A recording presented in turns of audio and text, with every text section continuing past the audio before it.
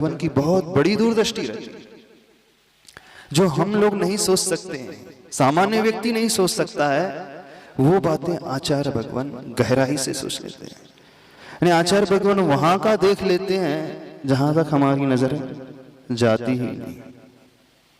आचार्य भगवान इतना दूर का देख लेते हैं।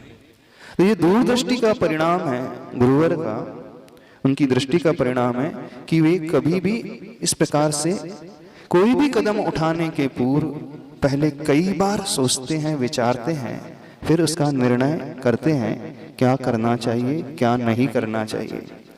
और शिष्यों को चलाना हो, संघ का संचालन जब करना हो, तो उसमें और प्रवीणता की आवश्यकता, एक्सपर्टीज की आवश्यकता होती है।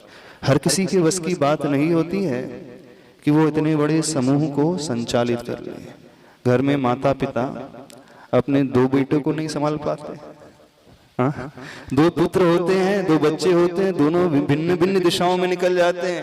वे उन्हें रोक करके रखना चाहे, एक साथ बांध करके रखना चाहे, अपनी इच्छानुसार दिशा में चलाना चाहे, तो पिता की दिशा अलग रहेगी, बड़े पुत्र की दिशा अलग रहेगी और छोटे पुत्र की दिशा अलग रहेगी। तो घर में दो बच्चों को संभालना कितना कठिन होता है आज के जमाने में। और एक स्थिति वह है जब हजारों लोगों को मैनेज करना। वे दोनों बच्चे आपके ही वंश और आपके ही अंश, आप ही का खून उनमें है। देखना, आप ही से उनकी उत्पत्ति हुई है, जीन्स भी आपके द्वारा, ब्लड भी आपके द्वारा, सब कुछ आपके द्वारा।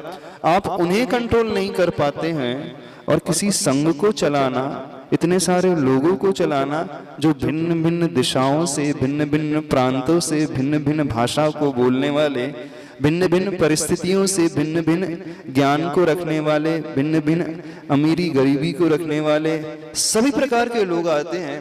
अब उनको मैनेज करना सबसे मोस्ट डिफिकल्ट टास्क होता है दुनिया का, होता है कि नहीं?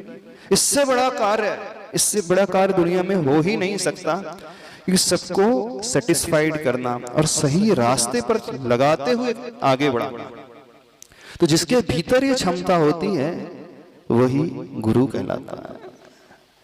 जिसकी सोच इतनी गहरी होती है, जिसका दृष्टिकोण इस प्रकार का होता है, वही व्यक्तित्व जो है बहुत ऊंचाई तक पहुंच पाता है। तो आचार्य भगवान की दृष्टि इस मामले में बहुत ज्यादा है।